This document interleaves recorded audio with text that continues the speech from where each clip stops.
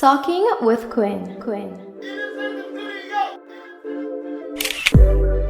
Hey everyone, and welcome to a new video in the series Talking with Quinn. Of course, I am your host, the Quinn, and today I have another extraordinary interview for you guys. Today's guest comes straight out of Texas. He is a professional painter and muralist, and you would be surprised to know that he's a member of the blind community. Oh yes, you heard me right. So grab your popcorn and get comfy as you listen to the story of today's guest. Listen as he takes us through his journey from childhood and tells us how he does all of this despite his disability. Learn the different techniques that he uses to paint, how he identifies different colors, and even paints portraits. But before we get into it, please be sure to like the video if you love the content, subscribe if you're new, and to turn on that notification bell to be alerted whenever I post the next video. And don't be afraid to share around the video to all your friends. Also note that the instrumentals for this video have been provided by Inner Sanctum Entertainment Ltd. Now, without further ado, let's welcome today's guest, John Bramblitt. So today I am here with none other than John Bramblitt. Now, everybody must be wondering who you are. So before we get into the interview, just tell everyone briefly who you are. Oh, well, I'm a painter. I'm a blind painter. I lost my eyesight about over 20 years ago, and I became the world's first blind muralist. I paint on outside of buildings. I painted the 737. I painted all kinds of different things, but mostly I just paint in my studio. But that's how I spend my time. All right. So I like to start from the basics. Let's go back to your childhood a bit. How was it like being little John? You know, I had a wonderful childhood, and might I just say, just real quickly, thank you so much for having me on here. I've been looking forward to this, and so I'm so great to be here. I'm so happy to be here. I was born with severe epilepsy, and I had some kidney problems. Had a kidney removed by the time I was 7, and had some neurological problems growing up. But my childhood was very happy, and it was because of my family. I had this family that were just brilliant.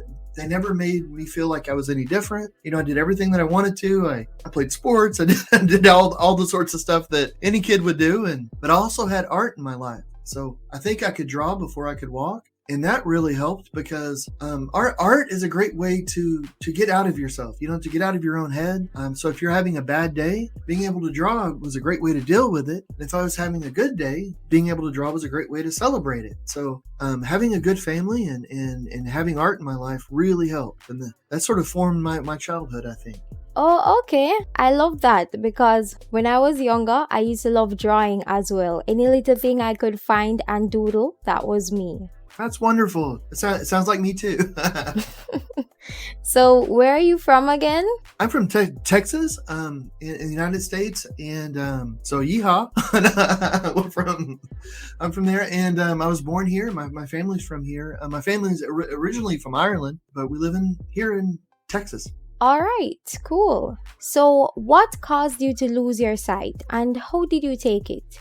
Well, I took it very poorly. I was very upset, very depressed, and angry. I mentioned that I was born with epilepsy, and it developed into severe epilepsy. But then I also ended up getting a disease called Lyme's disease, and it went undiagnosed. And the problem with that is it can affect your nerves. It can just cause a lot of problems. And at the time that I got that, it wasn't really seen in the area that I lived. So my neurologists, they weren't looking for that disease. You know, it just seemed like, you know, they knew that I had epilepsy. So it just seemed like the epilepsy was presenting in a new way. Like it was just doing something a little different. And I was having these massive seizures. So the big thing for them was to try to get the seizures under control. And I would have these seizures and my vision would get really blurry, but then it would clear up. And we didn't know it wasn't clearing completely up. It was causing some damage. And they were trying really hard to get the seizures under control, but it wasn't working. I was having frontal lobe cascading seizures. So they were just trying different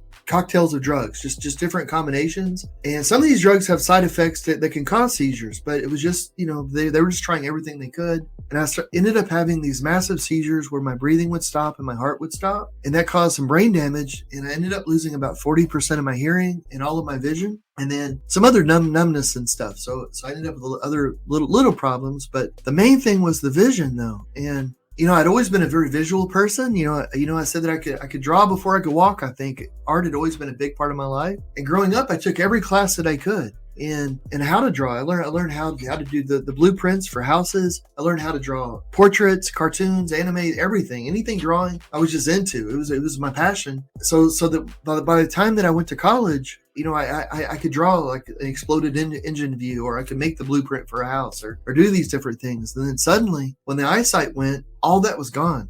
That and everything else. I mean, I couldn't leave my apartment without getting bumps and bruises. Even if I had somebody that was helping to guide me, I didn't know anything about being blind, and so I had a lot to learn, and I was very depressed, very angry. Oh, wow, what a story. But given where you are today, I'm seeing that God kept you for a purpose. I was so fortunate. At the time, I wouldn't have said so. But I thought everything was over. I was so depressed and I was so angry. And I don't think most people on the outside even knew it, because I was doing everything I was supposed to.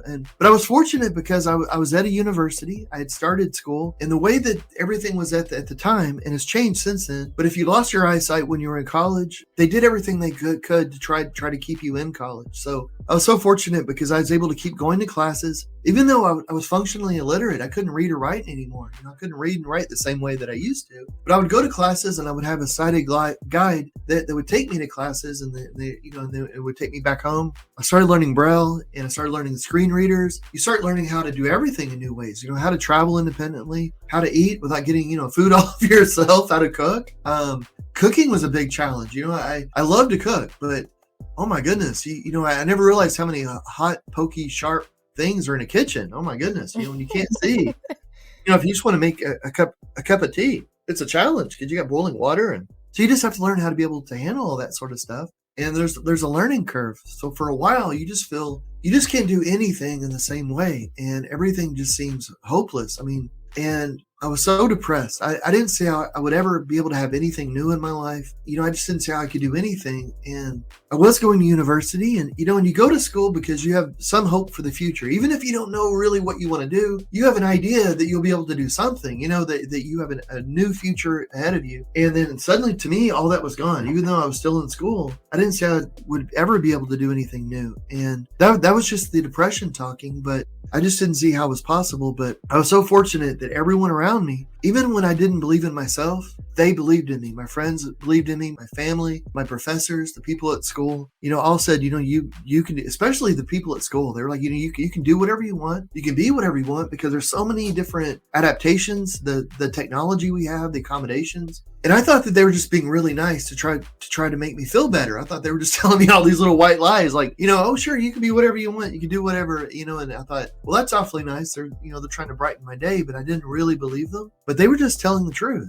There is an incredible amount of stuff out there. And, and it was thanks to all that actually got me into what helped me, which was art again. Awesome.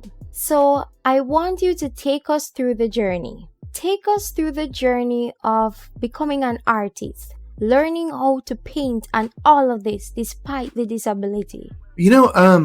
At first I thought it was impossible. I thought learning how to draw again would just be completely impossible. But after about a year of after losing my eyesight, when I first started losing my eyesight, I started orientation and mobility training. It's O&M for short, because it's a big word to say. But that's a training where you learn how to use a white cane, where you start learning different techniques to be able to navigate the world, to be able to travel independently. So after about a year of learning these techniques and practicing every day, I could leave my apartment using a white cane and using these techniques, and then I could cross the streets and everything that I needed to get to the university, and I could travel by myself, even though I was completely blind. I could go down the sidewalk, I could cross the streets, I could listen to traffic, engine sounds, and all this, and know when to cross the street, and be able to find the university, and then find the right classroom, and then finally find the right desk in the right classroom. And I thought, good grief, if I can travel across the city by just using a stick basically and using these techniques, surely I ought to be able to navigate something smaller, like a canvas, if I just use the same technique. And I was so angry and so depressed. And art had always been my way of dealing with that in the past. When I was a kid, I was in and out of hospitals a lot, just a ton. Even in high school, I was in and out of hospitals half the time, either in a hospital or on homebound or then back in school. But art was always my way of dealing with that. So I knew that I needed to get back into art. I just felt like I was losing my mind. So I started getting into painting, because before I would draw with graphite, pens, and pencils, but I couldn't feel those marks anymore. My eyes couldn't see them, and they didn't leave enough of an impression on a paper where my fingertips could feel them. So I started playing around with paint, because you can actually touch and feel paint. And I started making lines that I could touch and feel on canvas, and just started making little maps of things, and making things like squares and circles. So I could draw a square, and in my mind, I would have the image of a square, and I would try to make it as perfect as I could. I would touch it, and I would visualize what I'm touching, and then I would try to make a square half the size of that other square that I just drew. And I would be sweating bullets. I was concentrating so hard. This was just rocket science to me at the time, trying to feel this stuff on the canvas and trying to understand it. And so, but I started doing this stuff and just applying the orientation and mobility training and combining it with art techniques that I knew.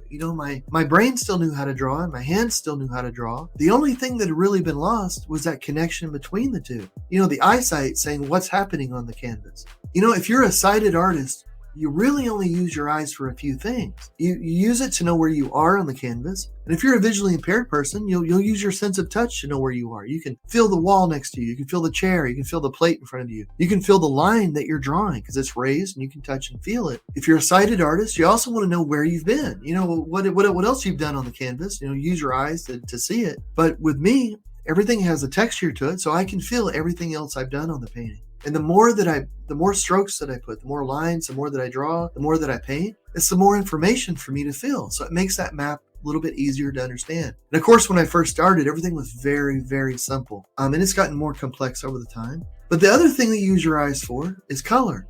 And I thought color would be really hard, but actually color is one of the easiest things. I have several ways of handling color and determining color without having to be able to see color. And it's so easy, actually. I do workshops with museums all over. And the Guggenheim, the Met, Dallas Museum of Art, museums all over the place. And I'll actually blindfold sighted people, and I'll give them raised line drawings like that I make, of something. And then I'll give them paints where I change the way each color feels. And people without any training are able to start painting in about 5 or 10 minutes. It's a real simple sort of painting. It's like cartoon sort of stuff. But it's so wonderful though to hear them go, oh, and they just suddenly understand they're wearing a blindfold, but they can feel red and it feels different than the blue and the white. And I can go more in depth about that, but it's so wonderful to see that these sighted people that would think that people with a visual impairment, the idea of painting, the idea of being able to travel across the city independently, the idea of a person with a visual impairment being able to do anything just seems impossible to them. And suddenly they put on a blindfold and they're able to tell the difference between a red color and a white color, and everything opens up for them. And they suddenly realize, even though a person may have a disability, they're capable of way more than they ever would have thought. And I apologize. I'm just rambling on. I get really excited about art and I just start talking and talking. No man, it's okay. I'm sure a lot of the persons out there are interested in what you're saying. Even me, I'm just so amazed because right now I even find it so hard to sign my name on a document, much as you who are painting. Oh my goodness, I understand that so completely. Whenever I was at university, I have a dark sense of humor kind of. I thought it was kind of funny because I was an English major, but I couldn't read or write for the longest. I had to learn screen readers, like the programs we use on computers now. I was learning Braille, I was learning all this stuff, and I couldn't sign my name either. But you start learning these different techniques, these different ways to do it. And the wonderful thing about it is that once you learn it, it's yours. You've got it, and you start learning these little adaptations. And the hardest thing, I think, I really think this is the hardest thing, is just to give yourself time to be able to learn these different things. Know that it's going to take a little while, but once you've learned, once you've adapted, then you've adapted. Like you don't really have to think about it anymore. Once you learn in a really effective way for you to be able to sign a document, whether it's to have somebody put their finger on the line you need to sign, or whether it's a camera that has like your phone that has an app on it it that'll tell you where it is or help you guide you there. Whatever it is, once you learn what works best for you, then that's what works best for you, and you don't think about it anymore, and you move on, and you solve another little problem, and then you solve another little problem, and before you know it, there's fewer problems to solve, and your days are a lot brighter. But that has got to be the hardest thing, I think, is actually losing your eyesight and having to relearn how to do everything in a new way. That is just I wouldn't wish that on anybody. All right, so I have some questions about what you were talking about earlier because I'm really interested to know how all of this actually works. So when you say you put like your paint on the canvas and then you can feel it, we all know that paint is something wet, right? So is it that you feel it the same time after you paint it, or do you wait until it dries first? I have to wait for it to dry, but my painting has evolved over the years. And I can mix my paint now. There's different additives I can mix with the paint and different mediums that I mix with the paint where I can make a brush stroke and it'll dry almost immediately. Like I can put down a line that I can touch and feel, and I can go back and touch it. I can also use a heat gun or a hair dryer or something like that. I usually use a heat gun to sort of set the paint too. So I can put down some lines, and if it's not drying fast enough, if I'm using a really thick, fun paint, which is great. Like the thick paint is really fun to use, but sometimes it takes a little while to dry. So I'll zap it with a heat gun, and it'll dry the outside layer at least enough where I can touch it, and be able to feel it. But I do. You're right though. I do have to wait for it to dry because I'll end up putting fingerprints everywhere and smearing the paint, and I've done that a lot. But you just learn. The biggest thing that I learned with painting is that in this sort of I took that and I was able to apply it to my life, but it's okay to make mistakes. Like it's completely okay to make mistakes with painting, and it's okay to fail. It's okay to try it and fail. The biggest benefit that I get from my painting is the actual act of painting. It's me concentrating on that moment, feeling where I want the paint to go, to feel the lines that I've drawn, to feel the other paint strokes I've made, and to think about where I want that new paint stroke to come in. And that concentrating, that puts me in the moment.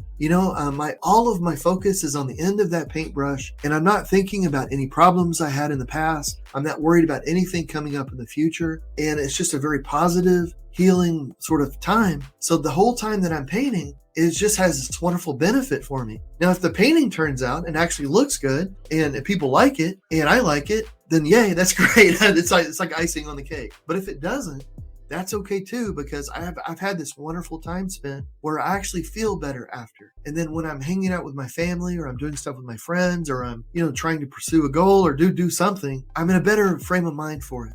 And I'm more successful in it because I spent that time painting, whether or not the painting ever turned out. But who can tell? You can even be in a situation where you're painting and somebody bounces your hand and you're like, oh my God, this ruined everything. And at the end of the day, you end up selling that painting for $1 million. I would love that. That sounds good. I'll tell you what. if we can make that happen, I'll split it with you. All right. So another thing I want to know, I heard you speaking about being able to tell different colors. Let me tell you, I want to know more about that because I can't even tell my blue blouse different from my red blouse if they're the same make and kind. Oh yeah, I wish that I could just tell color. Like I wish that I had that as a superpower. But the way that I handle color with paint is that well first I'll braille my tubes, and you don't have to be very good at braille. I'm real lazy when it comes to braille, so I just use as few letters as I need. But just if you're a sighted artist, you'll read on the tube, it'll say red or or whatever color. Well, I'll write that with braille on my tube. So I have a little label that'll say, like I'm holding one right now, and it's a dark red. So it just has a D and R, so I can feel the letters. I know, well, that paint's a dark red. It's got to be. It says dark red on it. But other ways, though, if I'm actually mixing color, so if I want to start, let's say with if I want a gray, there's mediums I can mix in with the paint to actually make each color feel different. And what a medium is, if you think about paint, if you've ever felt paint, let's say you have acrylic paint. Every color kind of feels the same. If you have a white acrylic paint, it feels the same as black or blue or red. It's all made from the same stuff. It just has a different color to it. Well, there's mediums, which you can make it feel different, change different. So every paint has sort of a medium. It's sort of in the middle kind of medium that where makes it sort of kind of runny, but not too runny. Well, there's other mediums you can get where you can make the feel of the paint feel like oil. You can make it feel like satin. You can make it feel real thick. You can make it so thick that you can carve it with a knife, or you can make it work like clay or putty.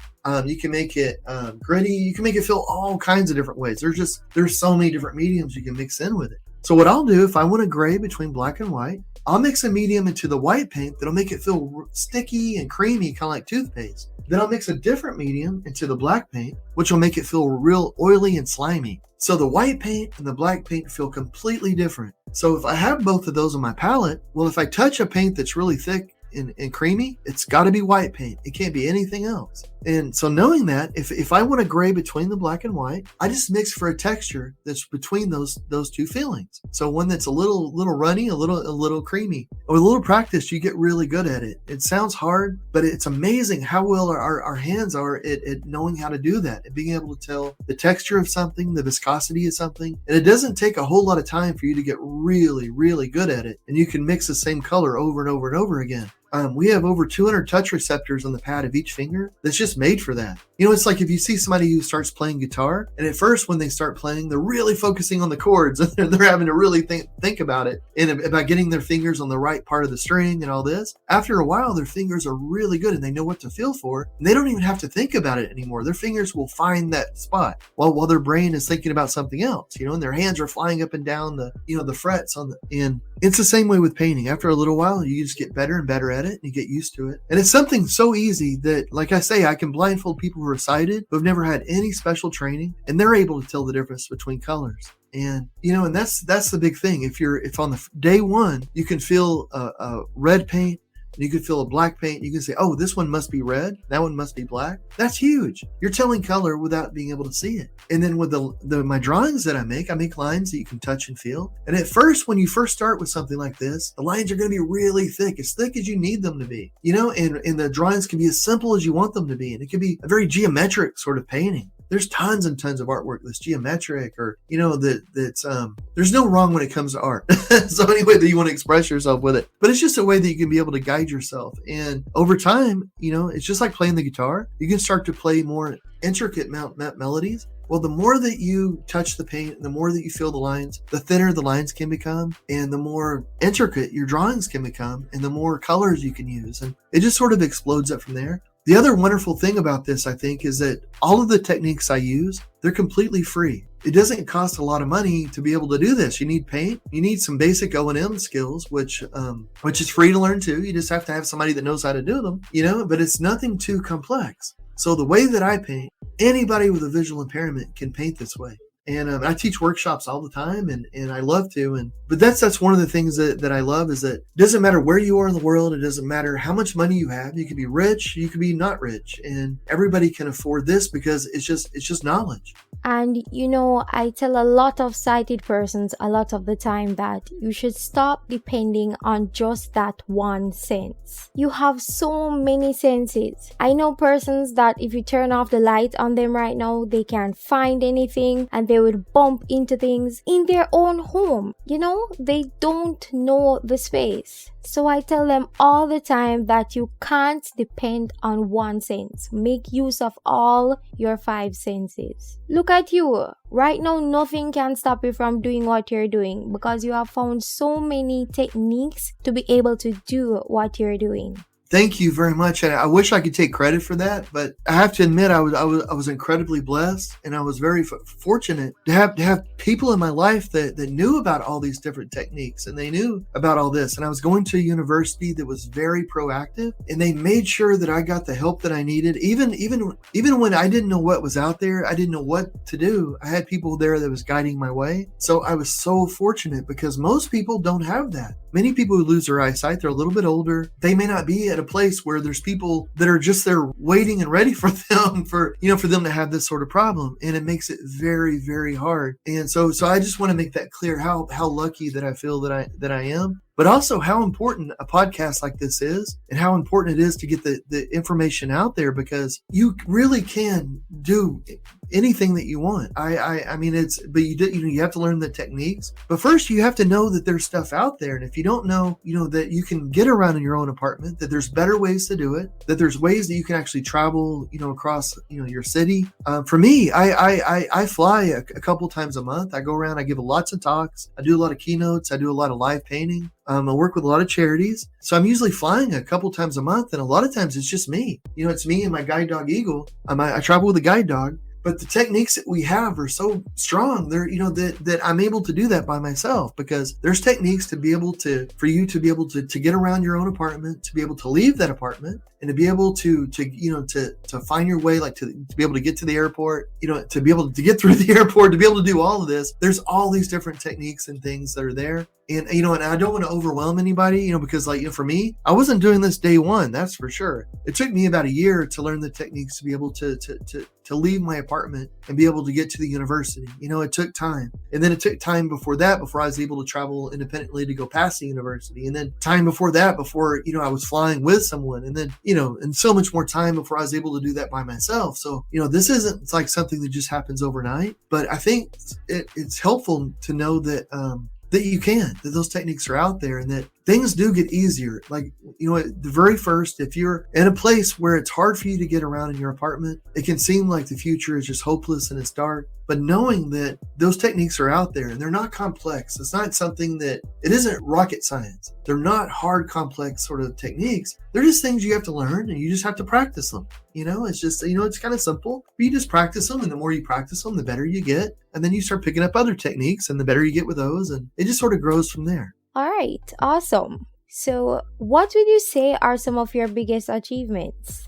Gosh, I think, well, in 2017, I became the world's first blind muralist. It was an international film crew, and they wanted to do something special for World Sight Day. So they called me and they asked me if I could paint a mural in New York for them. And I was like, sure, why not? Let's do that. And then I got off the phone and I thought, how in the world am I going to paint a mural? That's crazy, because I have to use my sense of touch to be able to paint. And a mural is generally on a really large wall. So how am I going to do that? But so I started working out techniques to be able to do that. So my first mural was in New York, and then I've done some 4-story murals in Dallas. I did artwork for a 737 for Delta Airlines, for the Rock in Rio concert in Brazil. Done some things. I was made a cultural ambassador for the United States. Where I could go to other countries. I would love to come to Jamaica and do some workshops and stuff. That would be so much fun. Oh my goodness. And my workshops are free, so if anybody wants to paint, they can come and paint.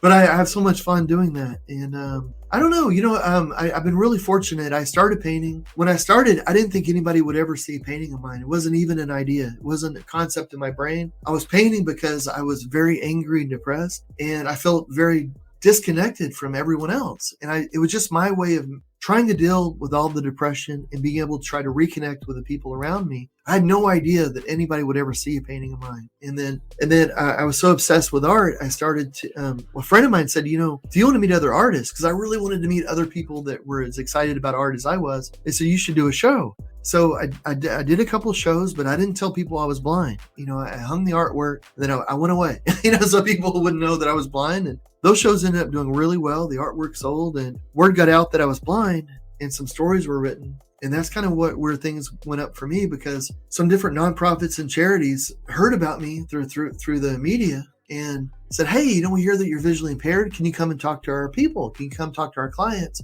So I started traveling around while I was still in college and talking to children who had autism and adults who had Alzheimer's and people in wheelchairs, people with visual impairments, but traveling all over the country in the United States and just talking with people and then painting. And because of that, museums heard about the work I was doing. They said, oh, we want to be more inclusive. So they started having me come and do work with them. And then galleries heard that I was doing work with museums. And so I started working with them. But it was just sort of a back way falling into art, though. But I feel really blessed, but I never really thought anybody would ever see a painting of mine. Art has just been my way of dealing with the darkness and depression, and it's been a wonderful way of doing that and helping me to reconnect with people. So my biggest, I don't know, you asked what I'm happiest about. I think it's that, I'm here, I'm talking with you today, that I'm no longer depressed. I'm no longer angry. I love my life. I'm happy. I'm able to do something that I really love. and I have a family that I love and they love me back, and I'm able to travel around and do what I like. Awesome, and I can definitely hear the happiness in your voice. But another thing that I'm really interested in knowing, I read somewhere about you painting portraits of persons. Tell me how that works. How does that process go? Yeah, when I first started painting, and I still do this, but I wanted to paint realistically, because sometimes when you're blind, people around you, they don't know how much you understand, how much you know. There's so much this belief that seeing is believing, seeing is knowing, and if you're blind to something, it means that you don't know. So there's this sort of attitude that if you're blind, maybe you don't really understand what's going on around you too much. And I wanted to let people know that, hey, I'm still in here. I'm still John. I still know what's going on around me. I'm not totally lost in all this. And one way to do that was to paint realistically. So if it was somebody's face, I would try to paint them the way that they actually look. And so I was developing techniques where it's basic composition techniques that have been around for hundreds of years. But I was combining that with O&M, that orientation mobility, where you're mapping out like a room. I would sort of map out a person's face, and I'll use these art techniques. And it's real easy to do. It's hard to explain, but it's something I could teach somebody to do really quickly. I could, feel a person's face. And at first it was very rudimentary. It was very simple. But over the years, it's gotten better and better. But it's basically like feeling like where a person's ear is, and you break that down to little parts, then how that connects to the jawline. And then it's just this, it sounds hard, but it's really not. And that's the way that I used to do it. And like maybe 15 years ago, I had to fill a person's face. Like I was doing a TV show in Holland, and they wanted me to paint a model that was really famous in Holland. And the only way that I could do it at the time was because I needed to start the painting at my studio.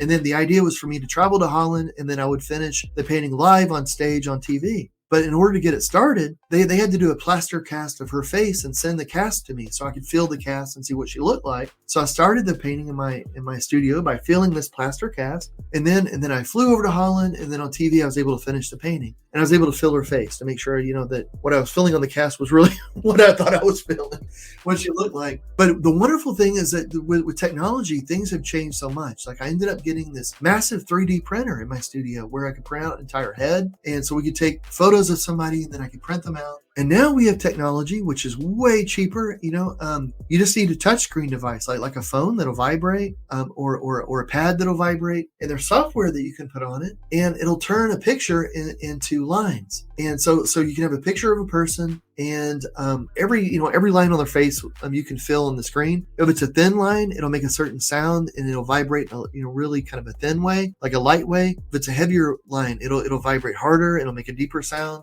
So it lets you be able to understand. And the great thing about that too is that like if you have a map of a building that you're in, you can have that on your pad or your phone. You can feel where the hallways are and the rooms are and all that. So it opens up things. Like this is the first time in history where people who are visually impaired have the opportunity to be able to feel, to be able to understand a photograph. And there's other apps that'll turn it into sound. Like there's some people sound makes more sense. For me, I'm very touch oriented. So it's all the vibration, the touch and stuff that helps with me. The technology is really great, and it really lets you know. So like for me, like I did a painting of Albert Einstein, and I kind of knew, I kind of remembered what he looked like: crazy hair, an older gentleman, mustache, but all the fine details and all that, I don't really remember. But I could use the software to go in and feel and see, more detail. It isn't as good as actually feeling a person's face. Like I've painted famous musicians and actors and sports people. So whenever you paint their face, you need to make sure they look exactly the way they look, because everybody's going to know. If you're painting like an actor and you have their nose off, everybody's going to know, oh, their nose doesn't go that way.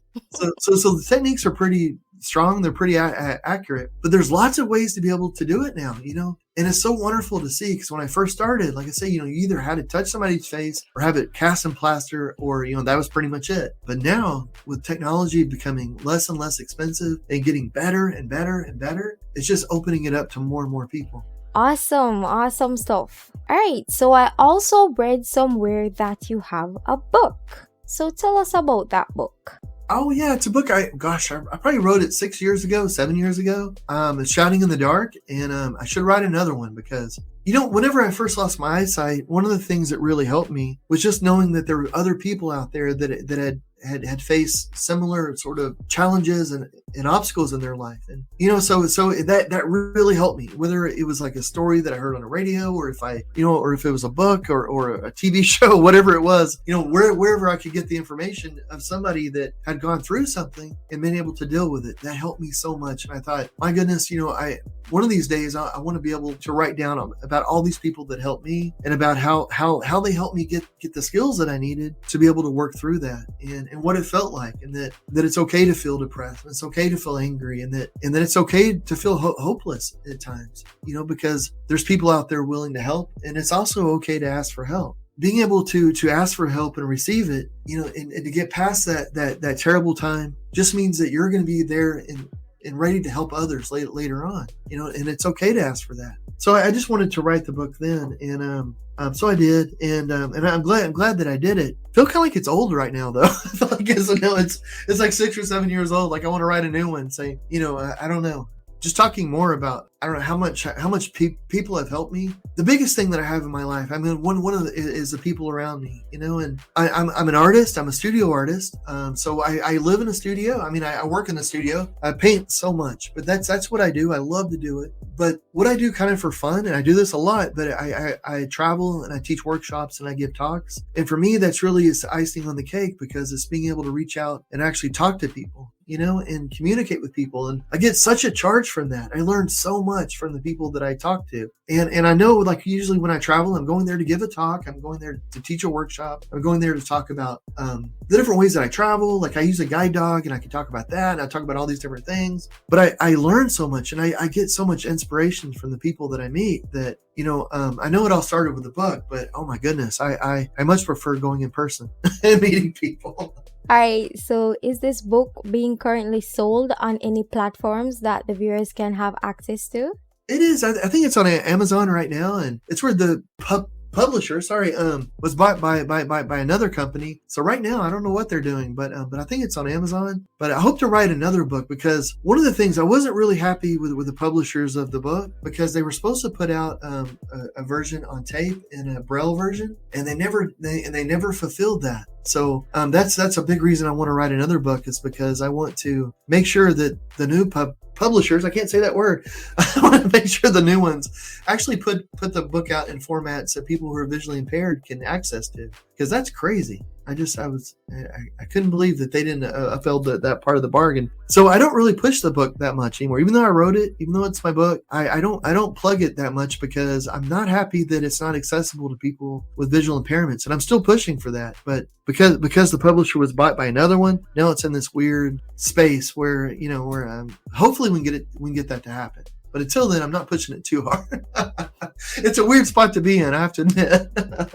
Right, I can understand, because we all love our stuff to be accessible. That was the whole reason for writing the book. So, I'd rather not sell it than, have it out there, but not go to the audience that you know what I mean? I don't know. Maybe I'm crazy. So, what advice do you have for the persons out there listening to you, especially those in the blind and visually impaired community?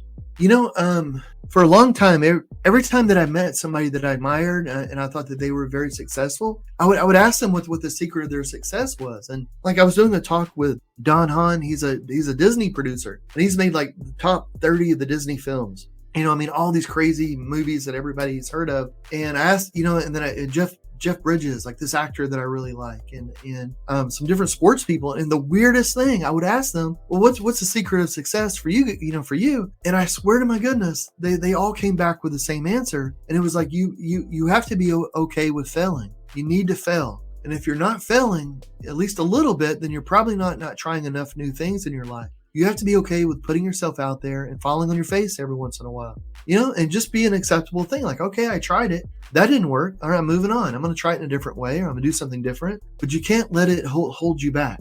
It's like with artwork, with painting, it's a really good example, because there isn't a painting I've ever done where there hasn't been like at least 100 mistakes in it. But every time you make a mistake, that's what white paint is invented for. You cover over that mistake, and then you just try it in a different way. And, you touch and feel, and you see, is that line now going where I want it to go? And like, is it not? Okay, well, I'll just try it again. Well, I'll try it again. And it's the same way with life, and it's so easy to get down on yourself. But but I don't know, you've got to treat your life like it's a work of art, like it's your masterpiece. And it's okay that every brushstroke isn't perfect. You just go back in and you correct it and you make a new brushstroke, and you keep making all these adjustments until you get to be where you want to be. But be okay with that failure. Be okay with it holding you back a little bit, because eventually you're going to get it right. You're going to make it happen. All right, awesome.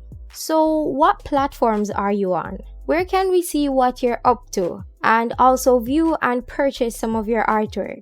I'm on Facebook and Instagram. I think I'm on Twitter, but I never tweet. I should, but I'm horrible when it comes to the social media. But on Facebook and YouTube, every Tuesday at 8 o'clock my time, so I think it would be 9 o'clock your time. Every Tuesday night, I do a live stream on Facebook and YouTube, and I'm just in the studio and I'm painting live, and my wife is in here and we're chatting. We'll play games and I'll give away artwork. But the nice thing about it is that it's a live chat, so I'm often asked questions. So it's like, oh, what kind of medium do you mix in with your paint? And I can actually show people, and I can answer questions live and all that. But also on Instagram, Facebook, it's just Bramblitt. It's just my last name. My website is bramblitt.com. It's just my last name. And my email is bramblitt@gmail. So, if you don't want to get on YouTube or Facebook, but you have a question for me, just send it at bramblitt@gmail. And please be patient.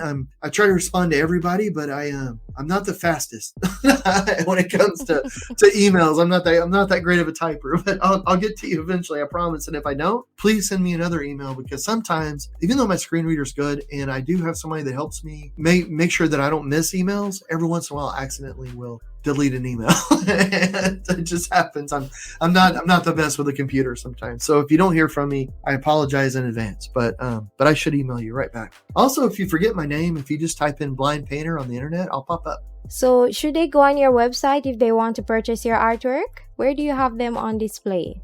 Oh, it's bramblitt.com, and but please, and if you're on Facebook, if you're on Instagram, I'd love it if you followed me. I follow so many different artists with visual impairments and disabilities, and and we try to make a network, and I think that is so important. I follow so many other people, so many that it's important to know that we're just not alone out there. There's other people that care. There's other people that are facing the same sort of challenges. So if you get on there and you want to, please follow me. I appreciate everybody that gets on there. Great. So all of your social media will be down below in the description for the viewers to find it.